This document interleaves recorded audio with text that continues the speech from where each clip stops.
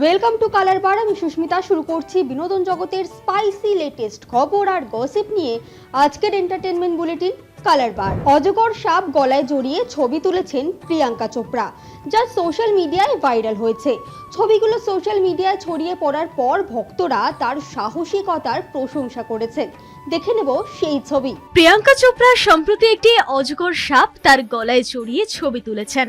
সাদা top, denim jeans এবং stylish bandana পরে প্রিয়াঙ্কা বিশাল সাপের সঙ্গে কয়েকটি ছবি পোস্ট করেছেন এবং তার সঙ্গে ছিলেন তার গায়ক এবং অভিনেতা স্বামী নিক জোনাস।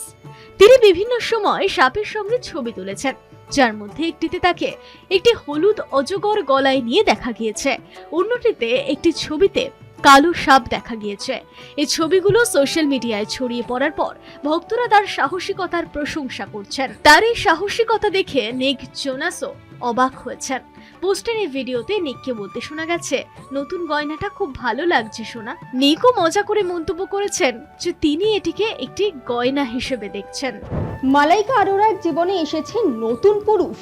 এর আগে বহু জল্পনা থাকলেও সেই জল গড়ায়নি বেশি দিন, কিন্তু এবার এক নতুন পুরুষের সঙ্গে তার রসায়ন দেখে মুগ্ধ অনুরাগীরা। তবে কে সে, দেখুন। গত বছর অর্জুন কাপুরের সঙ্গে বিচ্ছেদ হয় মালাইকার। এরপর একাধিক জল্পনা শুরু হলেও সেভাবে শিলমোহর পড়েনি। তবে বুধবার রাতে এনরিকে ইগলেসিয়াসের অনুষ্ঠান দেখতে যান মালাইকা। তার আশেপাশে দেখা গিয়েছিল রাকুল প্রীত ও জ্যাকি ভাগনানিকে, যদিও সেখানে নজর কেড়েছে আরো এক পুরুষ। মালাইকার পাশে থাকতে দেখা যায় তাকে। পরনে ছিল সাদা শার্ট ও ডেনিম প্যান্ট। যুবকের বয়স 30-এর ঘরে বলে অনুমান নেটাগরিকদের। মালাইকার চোখে চোখ রেখে কথা বলতেও দেখা যায় তাকে। তারপরে এই নেটাগরিকরা প্রশ্ন তুলেছেন, কে এই সুপুরুষ? দেব ও কোয়েলের ছবি বড়দিনে মুক্তি পাবে। সঙ্গে শুভশ্রী অথবা প্রসেনজিৎ চট্টোপাধ্যায়ের মধ্যে কোনো একজনের ছবি মুক্তি পাবে। আর এবার এই প্রশ্নই খোলসা হয়ে গেল। সৃজিতের লৌহ গৌরাঙ্গের নাম রে মুক্তি পাচ্ছে কিনা তা নিয়ে বড় আপডেট দিলেন তার ছবির নায়ক দিব্যজ্যোতি দত্ত। দেখে নেব কবে আসছে সৃজিতের ছবি। চলতি বছরের দোলে সৃজিত মুখোপাধ্যায় ঘোষণা করেছিলেন তার নতুন ছবি লৌহ গৌরাঙ্গের নাম রে আসছে। তারপর প্রকাশ্যে আসে ছবির ফার্স্ট লুক। মূলত গৌরাঙ্গ বা শ্রী চৈতন্য ও নানা সময়ের সমাবর্তন এই ছবির পটভূমি। ছবিটি বড়দিনে মুক্তি পাওয়ার কথা ছিল। এই ছবিটির পাশাপাশি আরো 4টি বড় বাংলা ছবি মুক্তির কথা ছিল, কিন্তু পুজোর সময় একসঙ্গে বেশ কয়েকটি বড় বাজেটের বাংলা ছবি মুক্তি পাওয়ার পর অস্থির পরিস্থিতির সৃষ্টি হয়।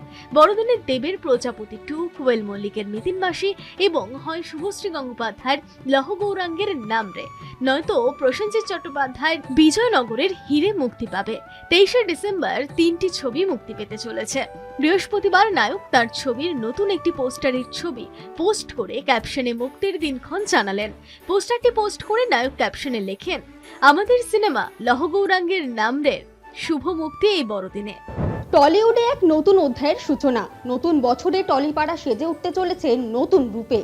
বাংলা ছবির টেকনিশিয়ানদের পারিশ্রমিক বৃদ্ধি, কাজের সময়সীমা নির্ধারণ এবং ছবি মুক্তির ক্যালেন্ডার তৈরির মতো এক গুচ্ছ গুরুত্বপূর্ণ সিদ্ধান্ত ঘোষণা করল ইম্পা ও federation of cine technicians and workers of eastern India.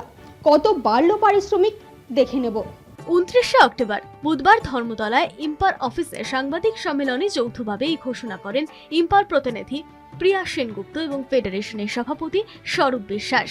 এই বৈঠকে উপস্থিত ছিলেন প্রযোজক শিবপ্রসাদ, নিসপাল সিং রানী, অঙ্কুশ রানা সরকার প্রমুখ।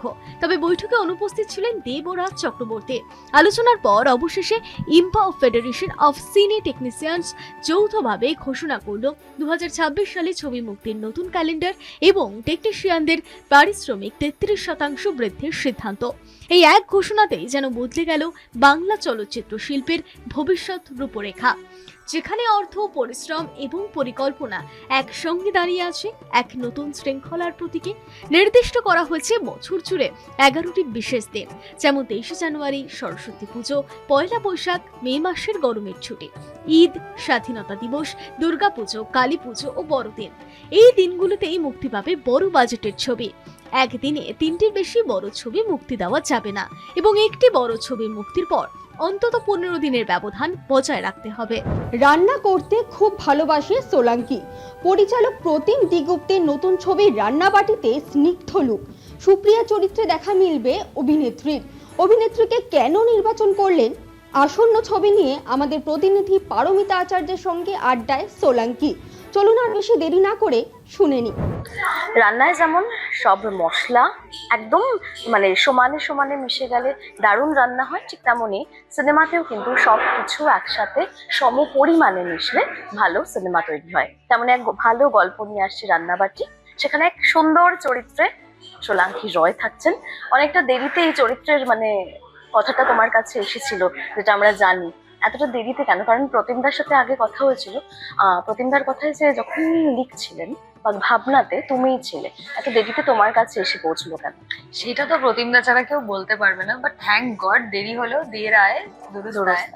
তো দেরি হলেও যে ব্যাপারটা আমার কাছেই এসেছে এটাতে আমি খুবই খুশি, কারণ আমি অ্যাকচুয়ালি সত্যি বহু বহু বছর ধরে মানে যবে থেকে কাজ করছি, ছবি করছি, I have been a fan of his work since Shahed Bibi Golam and all.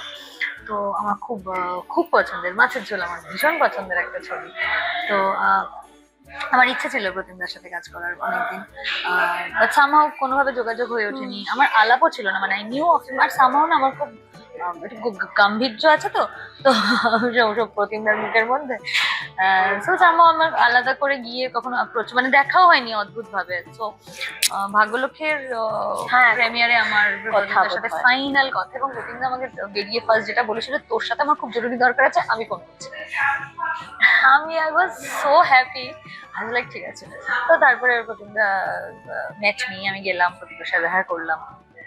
অসম্ভব অমায়িক একটা মিষ্টি একটা মানুষ এবং খুব সুইট।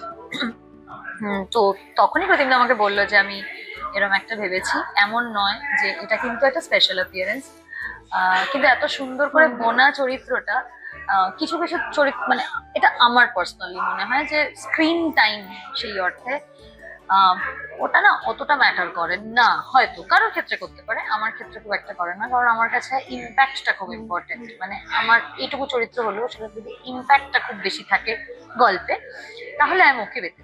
আমার সমস্ত পছন্দের অভিনেত্রীরা ওটাতে রয়েছে, ডিরেক্টর এত পছন্দের, ডিওপি তুর্য, বাচ্চা ছেলে কিন্তু অসম্ভব ভালো কাজ করেছে।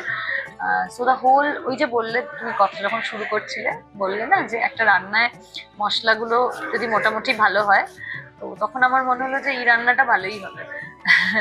So I said yes and I have really wanted to work with him.